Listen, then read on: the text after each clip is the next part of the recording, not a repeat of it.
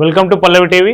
రాష్ట్ర ప్రభుత్వం ఈసారి రైతులకు కొన్ని కీలక సూచనలు జారీ చేస్తూ ఉంది. ఏంటంటే సన్నవడ్లు ఎక్కువ పండించాలి. ఎందుకంటే దొడ్డొడ్లు ఏవైతే దొడ్డొడ్లు కేంద్రం కొనుగోలు చేయట్లేదు. ఈసారి ఈ పోయిన యాసంగి సీజన్ సంబంధించి 52 లక్షల మెట్రిక్ టన్నుల ధాన్యం మాత్రమే కేంద్రం కొంటా అని తీసుకుంది. మిగతాది రాష్ట్ర ప్రభుత్వమే తన సొంత ఖర్చులతో భరించి దాదాపు 70 లక్షల మెట్రిక్ టన్నుల ధాన్యాన్ని మేము కొనుగోలు చేసినామని రాష్ట్ర ప్రభుత్వం చెప్తా ఉంది.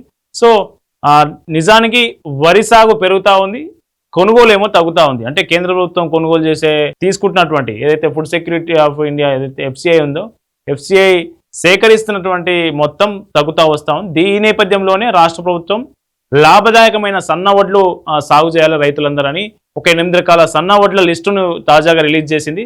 రైతులు ఈ సన్న వడ్లు సాగు చేసిన రైతులకే బోనస్ ఇస్తాం, ఎకరానికి క్వింటాల్కి 500 రూపాయల బోనస్ ఇస్తామని రాష్ట్ర ప్రభుత్వం అటు వ్యవసాయ శాఖ మంత్రి తుమ్మల నాగేశ్వరరావు కావచ్చు, అట్లాగే ఫుడ్ కార్పొరేషన్ మనకు పౌర సరఫరాలకు సంబంధించిన మంత్రి ఉత్తమ్ కుమార్ రెడ్డి కావచ్చు, సీఎం రేవంత్ రెడ్డి కావచ్చు అనేక సందర్భాల్లో చెప్తా వస్తా ఉన్నారు.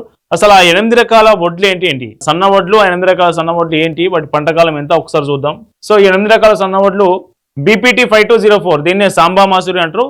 దాదాపు ఇది 145 నుంచి 150 రోజుల పంటకాలం పడుతుంది దీనికి.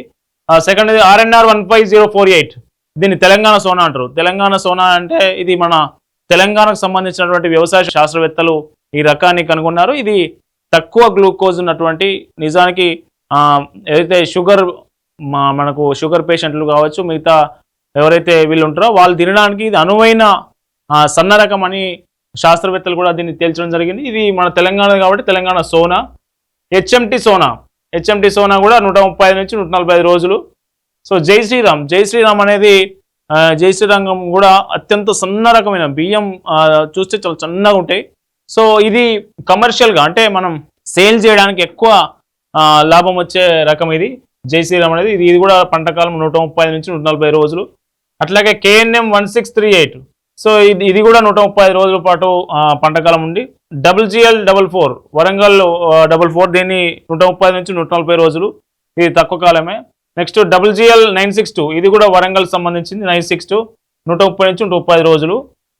JJL 1798 జగిత్యాల సంబంధించినటువంటి డెవలప్ చేసినటువంటి సీడ్ ఇది 125 నుంచి 130 రోజులు. సో ఇలా అన్నిటికంటే తక్కువ పంటకాలం ఏది ఉంది అంటే తెలంగాణ సోనానే ఉంది. 120 నుంచి 125 రోజుల మధ్యలో ఉంది. సో రైతులకు వ్యవసాయ శాఖ చేసిన సూచనలు ఏంటంటే ఈ 8 రకాల విత్తనాలు ఎంచుకోండి, కానీ వాటిని ధృవీకరించిన విత్తనాలు మాత్రమే, అంటే దాని అనుమతి ఉన్ని అన్ని లైసెన్సులు ఉన్న అధికృత దుకాణంలో మాత్రమే కొనుగోలు చేయాలనేది రాష్ట్ర ప్రభుత్వం చెప్తా ఉంది. అట్లాగే వర్షపాతం, నేల స్వభావంకు అనుగుణంగా ఈ 8 రకాల్లో ఇప్పుడు బాగా సౌడు భూములు ఉంటాయి అనుకో, అక్కడ ఏ రకం బాగుంటుంది అనేది అధికారులు అడిగితే వాళ్ళు చెప్తారు. సో ఎర్ర నేలలు ఉంటాయి అనుకో, ఈ ఎర్ర నేలలో ఏది బాగుంటుంది 8 రకాలు అనేది అది పిక్ చేసుకోవాలి. అంటే రైతుల భూమి, రైతుల నీటి వసతి, ఇట్లాంటి అన్ని వేరియేషన్ చూసుకొని ఈ 8 రకాల్లో కరెక్ట్ సరైన ఎంపిక తీసుకోవాలనేది రాష్ట్ర ప్రభుత్వం సూచిస్తూ ఉంది. సో ఇది అయితే ఈ సన్నవడ్ల రకాలు ప్రభుత్వం ఇంత చెప్తున్నా చాలామంది రైతులు సన్నవడ్లు పెట్టకపోవడానికి ప్రధాన కారణం ఏంటంటే దోమ. సో సుడిదోమ కావచ్చు, ఇతర చీడపీడలు కావచ్చు. ఈ సన్న రకం వడ్లకు, సన్న రకం ధాన్యానికి సాగు చేస్తే వీటికి చీడపీడల బాధ ఎక్కువ ఉంటుంది. సో దిగుబడి చాలా తక్కువ వస్తుంది. మామూలుగా దొడ్డు రకం ఎకరానికి 40 క్వింటాలు అయితే సన్న రకం 25 క్వింటాల నుంచి 30 క్వింటాలు అవడం పెద్దది అన్నట్టు. సో కాబట్టి చాలామంది రైతులు ఈ సన్నవడ్లు సాగు చేయడానికి ఇష్టపడరు. సో దీన్ని సన్నవడ్ల సాగులో ఉండే ప్రతికూల అంశాలు ఏందో చూద్దాం ఒకసారి. పంటకాలం ఎక్కువ, ఇప్పుడు సాంబా మసూరు తీసుకుంటే, బీపీటీ తీసుకుంటే 150 రోజులు పంటకాలం. అంటే మనం నీళ్ళు ఎక్కువ పెట్టాలి, ప్లస్ వాటికి చీడపీడల బెడద ఎక్కువనే ఉంటుంది. సో హైట్ కూడా ఎక్కువ పెరుగుతుంది, బీపీటీ కొంత హైట్ కూడా ఎక్కువ పెరుగుతుంది, దానికి సుడిదోమ వచ్చే అవకాశాలు ఎక్కువ ఉంటాయి. అట్లాగే ఒకవేళ వర్షాలు ఎక్కువ పడ్డా కానీ మొత్తం కింద నేల మీద పడిపోతుంది. హైట్ పెరుగుతుంది కాబట్టి పైన గింజ ఉంటుంది కాబట్టి బరువుకు నేల మీద పడిపోతుంది బీపీటీ సాంబా మసూరి. తెలంగాణ సోనా కొంత బెటరే, మరి మిగతా వాటితో పోలిస్తే దీనికి చీడపీడలు తట్టుకునే గుణం కావచ్చు, అట్లాగే హైట్ కూడా మినిమం హైటే ఉంటుంది. సో మరీ ఎక్కువ పెరగదు. సో హెచ్ఎంటి సోనా అనేది దీని తెగుళ్ళని తట్టుకునే శక్తి మస్తు తక్కువ.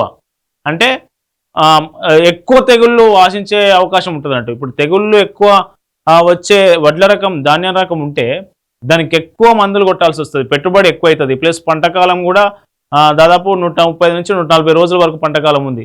సో ఇవి డిమెరిట్స్ ఇందులో. జై శ్రీరామ్ కూడా సేమ్ హెచ్ఎంటి సోనా, జై శ్రీరామ్ కూడా వీటికి కూడా జై శ్రీరామ్ కూడా సుడిదోమ ఈ తెగుళ్ళు వచ్చే ఎక్కువ అవకాశం ఉంటుంది. సో అట్లాగే పంటకాలం కూడా ఎక్కువ దీనిది. KNM 168 కొన్ని ప్రాంతాల్లో బ్లాస్ట్ తెగులు వచ్చే అవకాశం ఉంటుంది. దీనికి నాణ్యమైన విత్తనాలు అందుబాటు లేకపోతే దిగుబడి తగ్గుతుంది. నీటి ఎద్దడి పరిస్థితులను పూర్తిగా తట్టుకోలేదు. అంటే సరే వర్షాకాలమే కానీ కొన్ని చోట్ల కొన్ని ప్రాంతాల్లో నీరు తక్కువ ఉండి 1-2 తడులు తగ్గినా కానీ ఇది తట్టుకునే స్థితిలో ఉండదట KNM 1638 అనేది. సో అట్లాగే GGL44 పంటకాలం ఎక్కువ కాబట్టి ఖర్చు ఎక్కువ పెరుగుతుంది.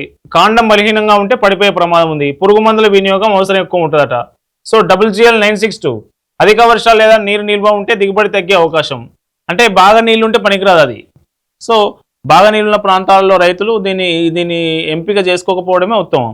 సో కొన్ని ప్రాంతాల్లో మార్కెట్ డిమాండ్ పరిమితంగా, తెగుళ్ల నియంత్రణపై ప్రత్యేక శ్రద్ధ అవసరం.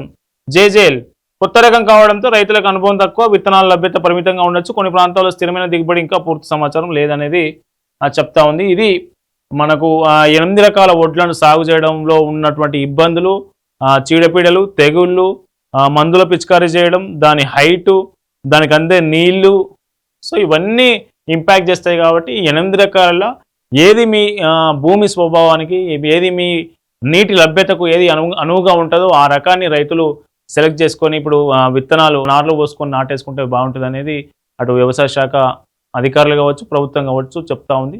సో మీరేం సాగు చేస్తున్నారో కింద కామెంట్ చేయండి.